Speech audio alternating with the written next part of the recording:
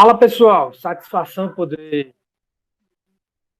iniciar mais uma aula remota com vocês. Aqui quem fala é o professor Tiago Braga, professor de História, recém-chegado à Secretaria Municipal de Educação da Prefeitura de Fortaleza, recém-chegado na nossa escola. Essa semana está sendo comemorado o Dia D da Leitura. E eu, enquanto professor de História, também tenho uma preocupação com que o meu aluno, com que a minha aluna consigam ler dados históricos. Por exemplo, o que diz respeito a datações. O século XX, ele pode ser marcado de que maneira? Com o algarismo romano, que é um conteúdo que você aprendeu na matemática. E como eu posso utilizar conhecimentos da língua portuguesa, da matemática, e juntar com a história? Esse é o tipo de conhecimento que vale para quando você está no sexto ano, no sétimo ano, no oitavo ano, no nono ano, no ensino médio, no ensino superior, seja onde for, você estará tendo a necessidade de aplicar a compreensão das datações. E é a partir dessa reflexão que eu convido a todas e a todos para que nós possamos entender um pouco o que a história tem a nos ensinar. Primeiro, é interessante nós retomarmos o conceito de história. História é um conhecimento advindo da investigação. Professor, o que é advindo? É o que vem, ou seja, eu sou aquilo que fora construído antes de mim.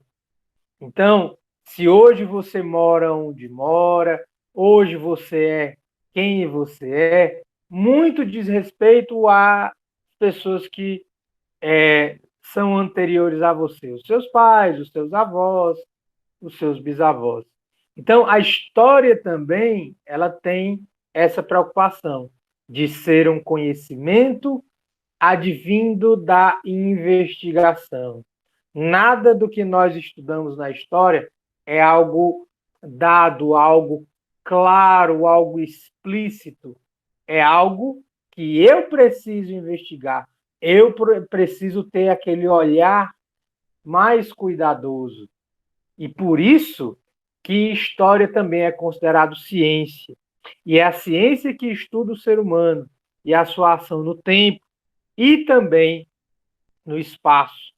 Ou seja, com o passar do tempo, várias modificações são feitas. E essas modificações são atribuições das mudanças históricas. Concomitantemente, ou seja, ao mesmo tempo, concomitantemente, ou seja, ao mesmo tempo, a análise dos processos e eventos ocorridos no passado. É impossível, vou repetir, é impossível pensar a história sem pensar o passado. Tudo aquilo que nós nos debruçamos ao estudar história, necessariamente estamos olhando para o passado. Professor, a história pode me ajudar a entender o presente? Pode. A história pode também me ajudar a pensar o futuro? Também pode. Mas, essencialmente, a história é uma ciência que advém e que carece necessariamente uma análise do passado. Então, essas ideias e essas palavras-chave, investigação e ocorridos no passado, elas podem nos ajudar a entender algumas questões, como perguntas, por exemplo, de onde vim, para onde vou, Quem sou eu? Isso são perguntas individuais, que eu só posso responder por mim e você só pode responder por você. Porém, o tempo, ele também vai organizar para ficar mais claro para a nossa compreensão. É por isso que você não estuda toda a matéria de uma vez só. Você está lá no ensino fundamental 1, aí você está no quinto ano. Aí depois você vai para o sexto ano, você já está no fundamental 2. E aí você passa do nono ano, você já está no ensino médio. Ou seja, essas separações nos ajudam a compreender o todo daquilo que nós estamos inseridos. Então, essas perguntas, essas possibilidades, elas surgem. Por isso, muitas coisas que consideramos história são versões reiteradas ao longo do tempo. Ou seja, sonho não é história, fofoca não é história, disse-me disse não é história. Para que seja história, ela precisa ter um fato concreto. E um fato concreto precisa ser respaldado por outros. Então, por isso que você tem um professor, por isso que você tem um livro, por isso que você tem uma série de pessoas que precisam validar determinados conhecimentos, certo? E também, esse tempo, para que ele fique organizado cronologicamente, ele vai ser dividido. Não à toa que você já deve ter estudado as divisões do tempo em pré-história. O homem das cavernas, quem não lembra? Com certeza você já deve ter estudado acerca disso. A arte rupestre, tudo isso é pré-história. A antiguidade, né? As primeiras civilizações, as sociedades gregas, as sociedades romanas, tudo isso diz respeito à antiguidade. A Idade Média, períodos mais longos da história da humanidade, período onde a Igreja Católica foi predominante, não só nas questões que dizem respeito às ideias, mas também o que diz respeito às práticas. A Idade Moderna, a idade onde os reis tiveram grande poder e um grupo social chamado burguesia também ascendeu ao poder. E a Idade Contemporânea, que é a idade dos direitos, os direitos humanos, é onde questões que foram reivindicadas na Idade Moderna passam agora a ser direitos na Idade Contemporânea, inclusive esse marco temporal será justamente a Revolução Francesa. Mas, especificamente nessa intervenção que a gente vai ter hoje para pensarmos o dia D da leitura, vamos falar sobre também uma palavra que começa com a letra D, datação. A datação, ela nos auxilia a entendermos melhor o tempo. Os séculos são formas de você conseguir entender determinados períodos. Foi uma convenção que foi criada, certo? Poderia ter sido de 200 em 200 anos, professor? Poderia, mas convencionou-se a que os séculos fossem demarcados de 100 em 100 anos. A partir do quê? A partir do ano Domini, ou seja, do ano do nascimento da pessoa de Jesus Cristo. Então, tudo aquilo que aconteceu depois de Cristo e tudo aquilo que aconteceu antes de Cristo é demarcado com o complemento depois de Cristo e antes de Cristo. Ou ano Domini, né? Por que ano Domini? Porque esse ano, ele é um ano que vai servir de referência para o passado e para o futuro a partir dessa data. Não existe ano zero, ou seja, a partir do dia que Jesus Cristo nasceu, segundo o calendário gregoriano, que é o calendário que nós usamos aqui no mundo ocidental, já é século I depois de Cristo, certo? Ou seja, não existe ano zero, tudo é século I. E a cada 100 anos, você vai demarcar o que nós chamamos de séculos, certo? Então, professor, como eu transformo o ano 1200 em século? Primeiro você precisa aprender uma regrinha. Para você elencar os séculos, você precisa ver quais são os dois últimos números que acompanham essa datação. Se ele terminar em 00, como vocês estão vendo aí, em 1200, o século referente ao ano de 1200 será o século 12. Se o ano no qual você pretende datar não é terminado em 00, então você vai acrescentar 1. Vamos entender por partes. Primeiro, o ano 1200, certo? Terminou em 00? Terminou. Então, ele está dizendo que ali é o final do século, certo? Mas final de qual século? O final do século 12. Eu posso representá-lo em algarismo romano, x, que representa 10, 1, que representa somados, 2, 10 mais 2, 12.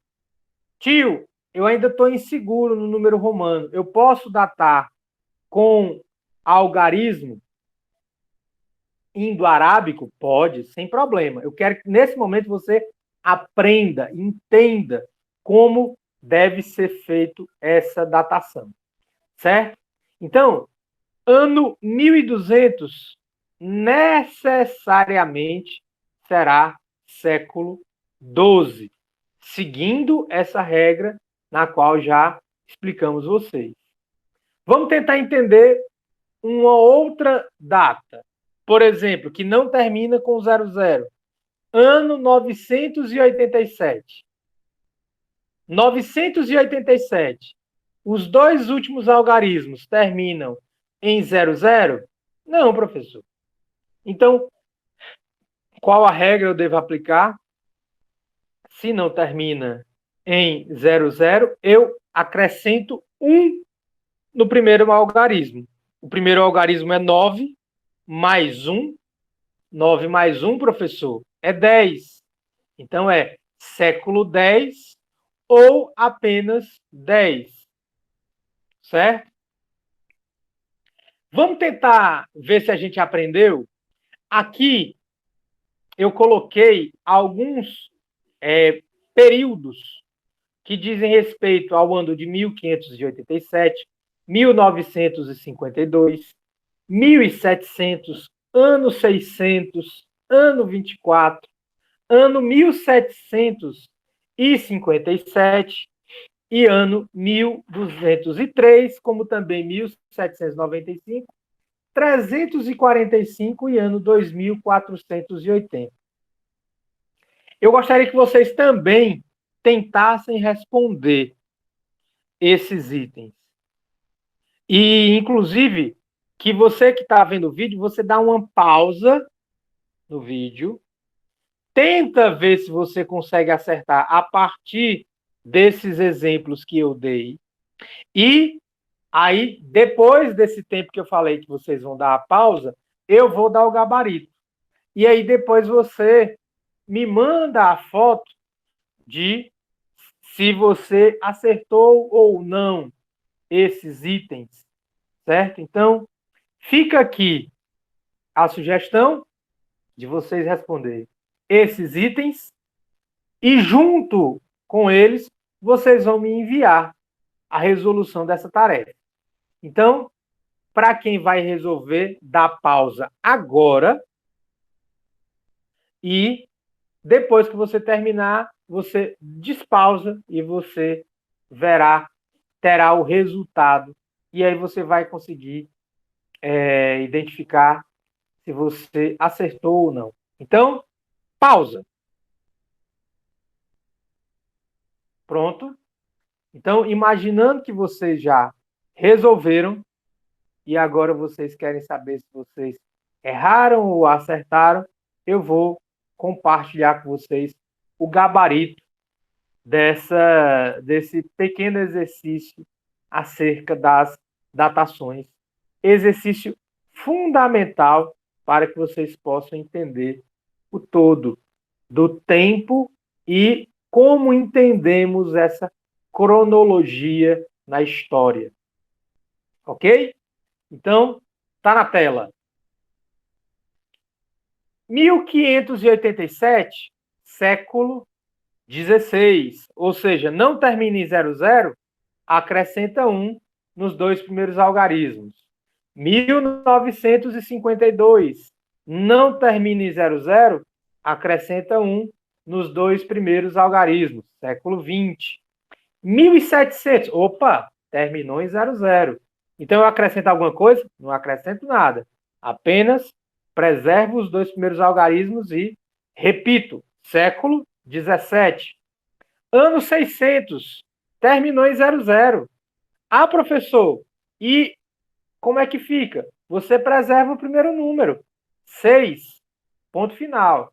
Ano 24, como eu já expliquei, não existe ano 0. Então, a partir do ano 1 até o ano 100, é tudo século 1. Então, 24 é 1. 1757, não termina em 00, acrescenta 1, século 18. 1203, acrescenta 1, século 13.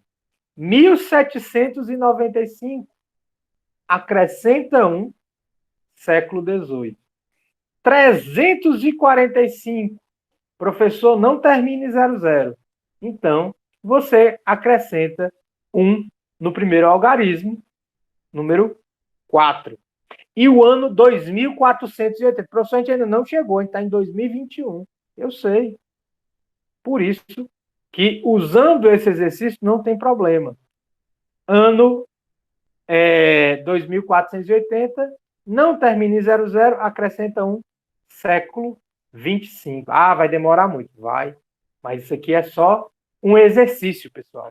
Então, celebremos todos o dia D da leitura, que ler o tempo, ler as datações e, sobretudo, entender esse tempo é fundamental para mim, para você e para toda a sociedade. Então, espero ter ajudado, espero ter colaborado com a aprendizagem de vocês, que a gente possa ter outros momentos e fiquem bem. Até a próxima aula.